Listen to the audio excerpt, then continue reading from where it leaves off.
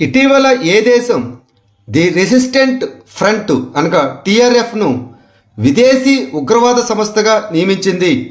America. భారతదేశంలో April 22న జరిగినటువంటి పహల్గామ్ ఉగ్రవాద దాడికి బాధ్యత వహించిన ది రెసిస్టెన్స్ ఫ్రంట్ను అమెరికా గురువారం ఉగ్రవాద సంస్థగా ప్రకటించింది. స్టేట్ డిపార్ట్మెంట్ ఆఫ్ రెసిస్టెన్స్ ఫ్రంట్ను విదేశీ ఉగ్రవాద సంస్థ మరియు ప్రత్యేకంగా నియమించబడిన గ్లోబల్ టెర్రరిస్టుగా అధికారిక ప్రకటన చేసింది. బ్యాటరీ తయారీకి India energy storage alliance industry excellence award 2025 గెలుచుకున్న రాష్ట్రం ఏది? తెలంగాణ. తెలంగాణ రాష్ట్రం స్టేట్ లీడర్షిప్ బ్యాటరీ తయారీ విభాగంలో India energy storage alliance industry excellence award 2025ను గెలుచుకుంది. న్యూఢిల్లీలో జరిగిన 11వ ఇండియా ఎనర్జీ స్టోరేజ్ వీక్ 2025లో ఈ అవార్డును ప్రదానం చేశారు. బ్యాటరీ తయారీ మరియు కొత్త ఇంధన సాంకేతికతలకు బలమైన పర్యావరణ వ్యవస్థను నిర్మించడంలో తెలంగాణ నాయకత్వాన్ని ఇది హైలైట్ చేసింది.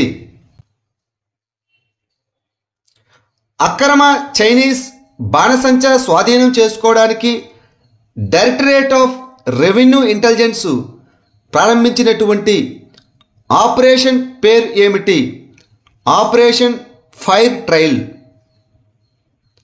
ఇటీవల directorate of revenue intelligence operation fire trail ప్రారంభించి 35 కోట్ల విలువైన చైనీస్ బాణసంచా స్వాధీనం చేసుకుంది. గుజరాత్లోని నవాషేవా పోర్టు, ముంద్రా పోర్టు మరియు కాండ్లా స్పెషల్ ఎకానమిక్ జోన్ వద్ద 7 కంటైనర్లో అక్రమ వస్తువులు కనుగొనబడ్డాయి. స్వాధీనం చేసుకున్న బాణసంచా మొత్తం బరువు 100 మెట్రిక్ టన్నులు. భారతదేశంలో మొట్టమొదటి రోల్ ఆన్ రోల్ ఆఫ్ అనగా రోరో ఫెర్రీ సర్వీసును ఏ రాష్ట్ర ప్రభుత్వం ప్రారంభించింది? గోవా. గోవా ప్రభుత్వం మాండోవి నదిపై భారతదేశపు మొట్టమొదటి రోరో ఫెర్రీ సర్వీసును ప్రారంభించింది. ఇది చోరో ద్వీపాన్ని రాజధాని నగరమైన పనాజీకి కలుపుతుంది. ఈ సేవ జలమార్గ రవాణాను పెంచుతుంది, ప్రయాణ సమయాన్ని ఆదా చేస్తుంది.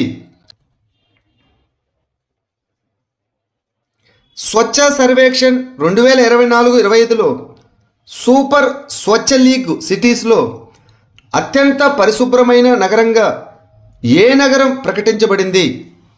ఇండోర్, మధ్యప్రదేశ్.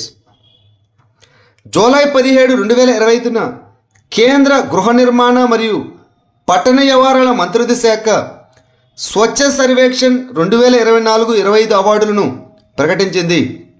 సూపర్ స్వచ్ఛ లీగ్ విభాగంలో ఇండోరు వరుసగా 8వసారి పరిశుభ్రమైన నగరంగా తన అగ్రస్థానాన్ని నిలుపుకుంది.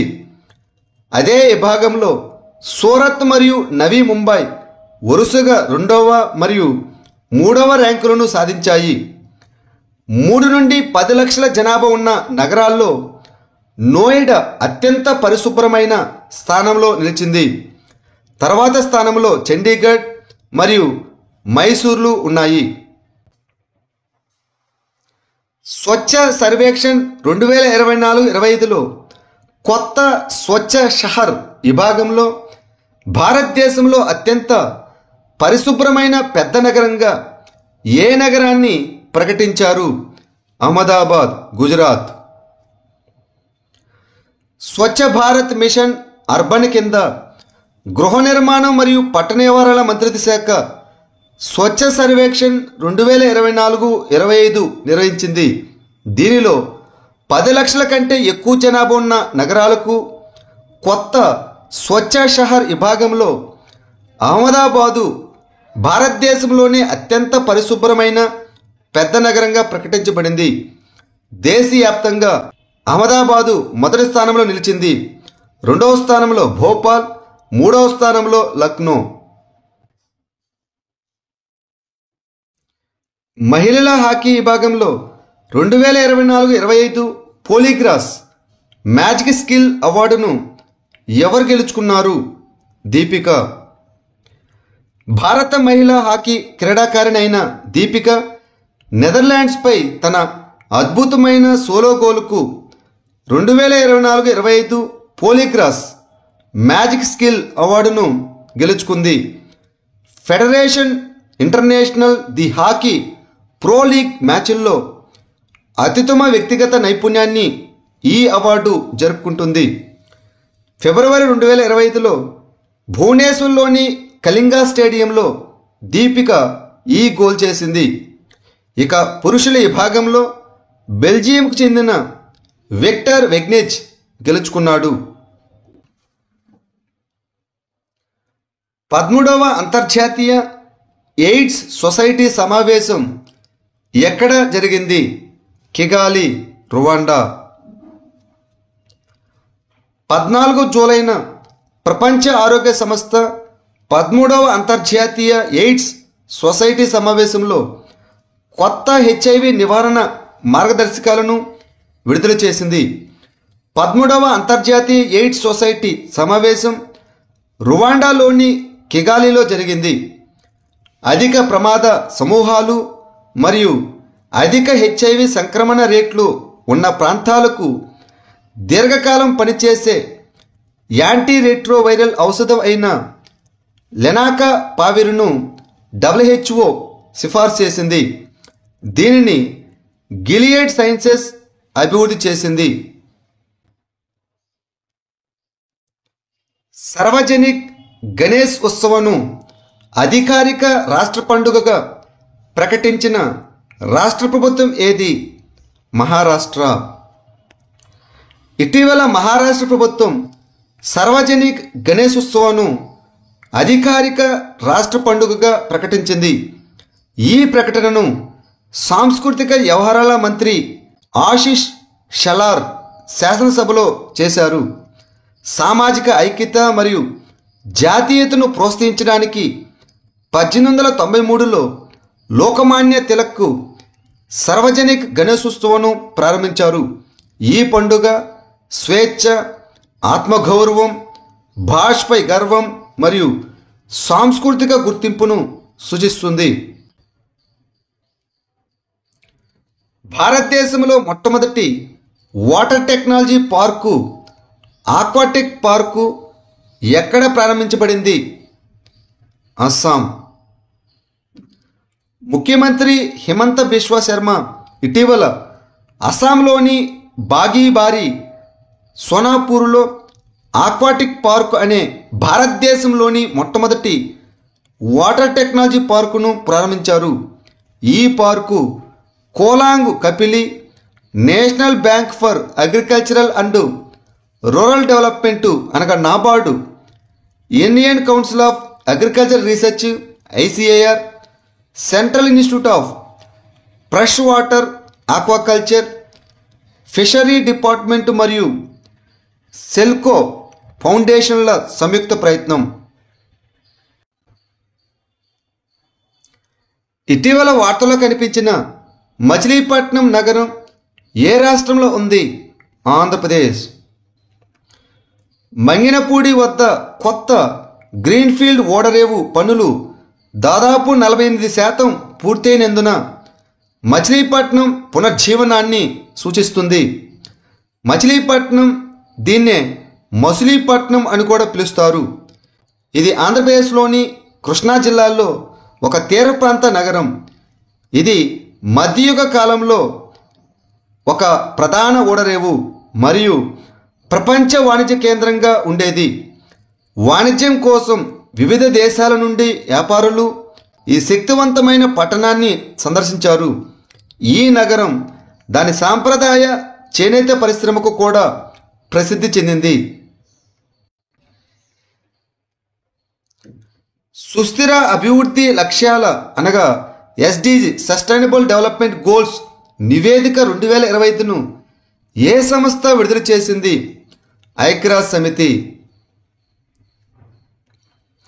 ఐక్యరాజ్య సమితి సుస్థిర అభివృద్ధి లక్ష్యాలు నివేదిక 2025ను విడుదల చేసింది. 5 కీలక లక్ష్యాలు అనగా SDG 2 దీన్నే జీరో హంగర్ అంటాం, SDG 4 అనగా నాణ్యత విద్య, SDG 6 అనగా క్లీన్ వాటర్, SDG 8 అనగా డీసెంట్ వర్క్ మరియు SDG 10 అనగా తగ్గించిన అసమానతలు. ఇవి అత్యంత దెబ్బతిన్నాయి. 50 నుంచి 57% లక్ష్యాలు ట్రాక్ వెలుపల ఉన్నాయి అని ఐక్యరాజ్య సమితి తెలిపింది. ప్రపంచ ఆకలి 713 నుంచి 757 మిలియన్ల మందిని ప్రభావితం చేస్తుందని, సంఘర్షణ, వాతావరణ మార్పు మరియు ఆర్థిక షాకుల వల్ల ఇది మరింత తీవ్రమైందని ఐక్యరాజ్య సమితి తెలిపింది. భారతదేశంలో ఇటీవల ఏ విదేశీ విశ్వవిద్యాలయం తన మొదటి క్యాంపస్ను ఏర్పాటు చేసింది? సౌతాంప్టన్ విశ్వవిద్యాలయం. హర్యానాలోని గురుగ్రామ్లో సౌతాంప్టన్ విశ్వవిద్యాలయం యొక్క మొట్టమొదటి భారత క్యాంపస్ను కేంద్ర విద్యామంత్రి ధర్మేంద్ర ప్రధాన్ మరియు హర్యానా ముఖ్యమంత్రి నయాబ్ సింగ్ సైని సంయుక్తంగా ప్రారంభించారు. UGC యొక్క కొత్త నిబంధనల ప్రకారం భారతదేశంలో పూర్తి పనిచేసే క్యాంపస్ను ప్రారంభించిన మొదటి విదేశీ విశ్వవిద్యాలయంగా ఇది నిలిచింది. దీని వలన భారతీయ విద్యార్థులకు దేశంలోనే ప్రపంచ నాణ్యమైన విద్యను లభిస్తుంది. My deed national generic document registration system pilot ప్రాజెక్టును ఏ రాష్ట్ర ప్రభుత్వం ప్రారంభించింది? హిమాచల్ ప్రదేశ్. హిమాచల్ ప్రదేశ్ ముఖ్యమంత్రి ఠాకూర్ సుఖ్వీందర్ సింగ్ సుఖు ఇటీవల my deed national generic document registration system pilot ప్రాజెక్టును ప్రారంభించారు. ఇది తహసీల్ కార్యాలయానికి ఒకసారి మాత్రమే సందర్శన అవసరం చేయడం ద్వారా భూమి రిజిస్ట్రేషన్ను సులభతరం చేస్తుంది. ఆన్లైన్ దరఖాస్తు ఎప్పుడైనా ఎక్కడి నుండైనా అందుబాటులో ఉంటుంది. ఇండియా ట్రెండ్ ఫెయిర్ 2025 ఏ దేశంలో ప్రారంభమైంది? జపాన్. జూలై 15న కేంద్ర జౌళి మంత్రి అయిన శ్రీ గిరిరాజ్ సింగ్ తన అధికారిక పర్యటన సందర్భంగా జపాన్లోని టోక్యోలో 16వ ఇండియా ట్రెండ్ ఫెయిర్ 2025ను ప్రారంభించారు. ఈ ఫెయిర్ భారత వస్త్ర ఎగుమతిదారులు జపనీస్ కొనుగోలుదారులతో కనెక్ట్ అవ్వడానికి ఒక ప్రధాన వేదిక. భారతదేశం జపాన్ ద్వైపాక్షిక వస్త్ర వాణిజ్యాన్ని మరింతగా పెంచడం ఈ ఫెయిర్ యొక్క లక్ష్యం. దీవుల రక్షణ మండలం అనగా ఐలాండ్ ప్రొటెక్షన్ జోన్ అనేది ఏ ప్రాంతాల పర్యావరణ సమగ్రతను కాపాడటానికి ఒక నియంత్రణ చట్టం. అండమాన్ మరియు నికోబార్ దీవులు, అదేవిధంగా లక్షద్వీప్ దీవులు. ఇటీవల కేంద్ర పర్యావరణ మంత్రిత్వ శాఖ 2011 దీవుల రక్షణ మండలం నోటిఫికేషన్ కింద ఆమోదించబడిన మౌలిక సదుపాయాల ప్రాజెక్టుల చెల్లుబాటును పొడిగించింది. ద్వీప పర్యావరణ వ్యవస్థలను రక్షించడానికి ఈ IPZ 2011లో పర్యావరణ చట్టం 1986 కింద నోటిఫై చేయబడింది. ఇది అండమాన్ మరియు నికోబార్ దీవులు, అదేవిధంగా లక్షద్వీప్ దీవుల పర్యావరణ సమగ్రతను కాపాడడం లక్ష్యంగా పెట్టుకుంది.